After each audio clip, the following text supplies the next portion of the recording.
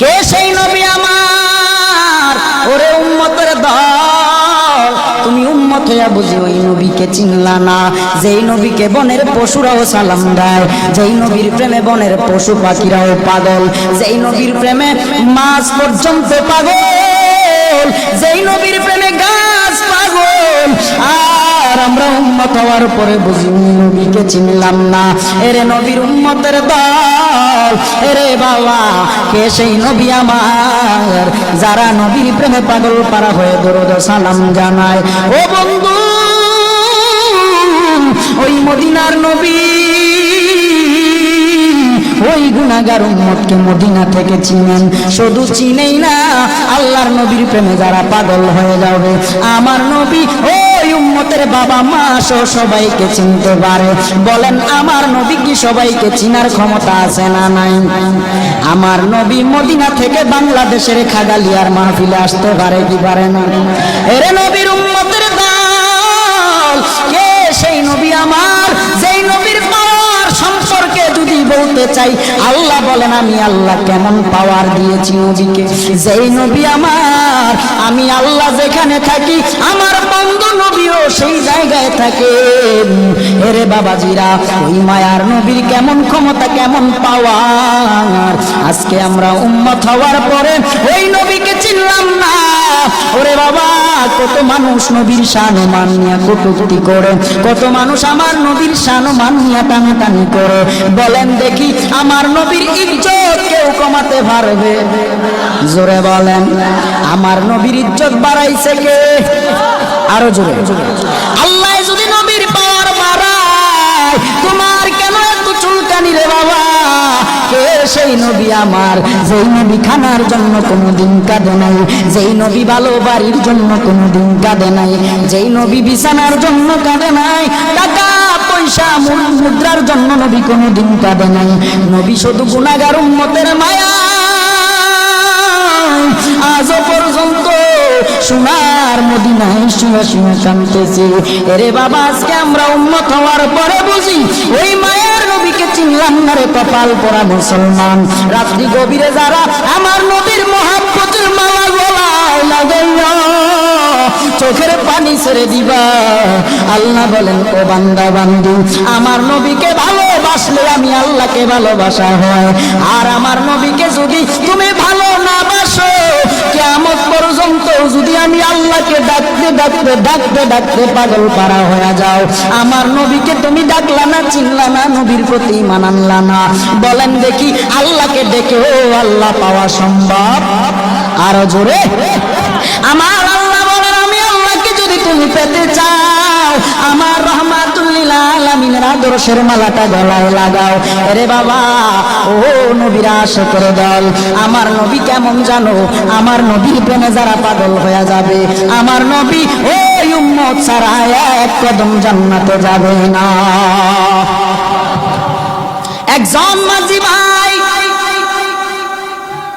নদীর মধ্যে নৌকা নিয়ে বেড়ায়, আর মনে মনে আমার নবীর প্রেমের পাগল ওই মাঝি ভাই। এত পাগল নবীর প্রেমে নিজেরও জানতে এই মাঝি ভাই নবীর প্রেমে পাগল হইয়া দুরূদ শরীফ আদায় করতেছে। দুরূদের যে বাবা কি ফজিলত একটু জেনে না। আজকেই যদি তুমি মারা যাও, তোমার ছেলে মেয়ে, তোমার স্ত্রী সন্তানেরা তোমারে খাট থেকে নামাইয়া মাটির মধ্যে পাটি বিছাইয়া শোয়াইয়া দিবে। আজকে রাতে যদি তোমার মানুষ, তোমার ছেলেরা, তোমার ভাই বেরাদররা সবাই বাঁশ কাটবে, সাদা মার্কিন কাপড় কিনে তোমার জন্য রেডি করে নিয়ে আসবে, আতর সুরমা লাগাইয়া বড়ই পাতা গরম পানি দিয়া গোসল করাইয়া এমন এক কবর রাখবে, যেই কবর হবে এমন অন্ধকার, তোমার ভাই, তোমার বন্ধুরা, তোমার আত্মীয় স্বজনেরা কবরেও নামবে, তোমাকে শোয়াইয়া দিয়া দুইজন মানুষ লাফ দিয়া উঠে যাবে। উঠে যাওয়ার পরে যখন তোমার কবরে মাটি দেয়, মাটি দিতে দিতে এক পর্যায়ে তোমার কবরটা অন্ধকার হয়ে যাবে। 40 কদম সবাই চলে যাওয়ার পর দুইজন ফেরেশতা আসবে, ফেরেশতারা তোমাকে প্রশ্ন করবে, 1 নাম্বার রবের পরিচয় দাও, 2 নাম্বার ধর্মের পরিচয় দাও, 3 নাম্বার নবীর পরিচয় দাও। বাবা, নবীর সঙ্গে যদি তোমার সম্পর্কের জোড়াটা ভালো না হয়, কবরে কি প্রশ্নের জবাব তুমি দিবা? অন্ধকার কবর হবে জাহান্নামের ঘর। আর যদি নবীর প্রেমের আশে হইয়া কবরে যাও, রহমাতুল লিল আলামিন বলবে আমার আশিককে প্রশ্ন করবি না, আমি নবীর সাথে আমার আশিকের কবরটা জান্নাতের বাগান বানাইয়া দে।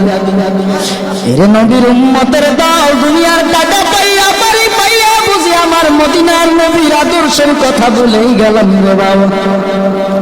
আমার ডানে বামে পিছনে দেখে না আলেম ওলামারা জিজ্ঞাসা করে দেখে, ও হুজুর, নবীর সুন্নতের টুপি লাগাইলেন, পাঞ্জাবি গায়ে লাগাইলেন, দাড়ি রাখলেন, নামাজ পড়েন। হুজুর বলেন দেখি, আপনি দাড়ি রাখিয়া টুপি পরিয়া পাঞ্জাবি পরিয়া নামাজ পড়িয়া কেমন শান্তিতে আছেন ইমামতি করিয়া?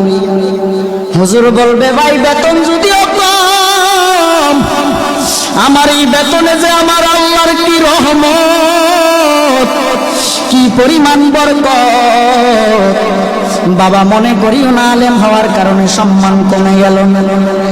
রাস্তায় একটা খারাপ মানুষও যদি দেখে আলেমকে সম্মান করে সালাম দেয়, বাবা আমি তোমাকে বলবো না আলেম হও, নবীর সুন্নতের মালাটা গলায় লাগাও, নবীর আদর্শের মালাটা গলায় লাগাও, জীবন চালাও।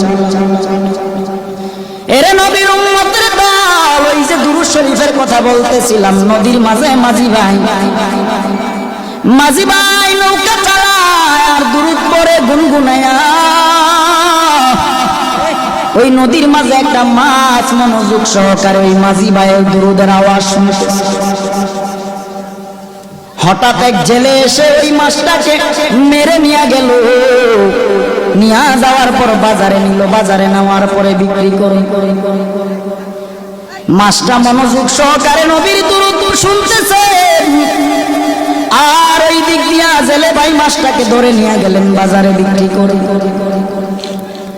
হঠাৎ করে আবু বকর বাজারের দিকে গেলেন, বাজারে যাইয়া মাছটা ক্রয় করলেন। নবীজিকে রহমাতুল লিল আলামিনকে দাওয়াত করেছে আবু বকরের বাড়িতে নবী খেতে আসে। সুবহানাল্লাহ।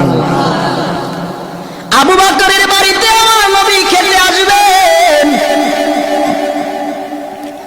মাছটা কিনে বাড়ি নিয়ে বিবির কাছে বললেন, বিবি তুমি মাছটা সুন্দর করে রান্না করে তৈরি করে নাও, রহমাতুল লিল আলামিন আজকে আমার বাড়িতে খেতে আসে। বিবি মাছটাকে কেটে রান্না করার জন্য কড়াইয়ের মধ্যে যখন রাখলেন, পাতিলার মধ্যে যখন রাখলেন, চুলায় আগুন জ্বালায়।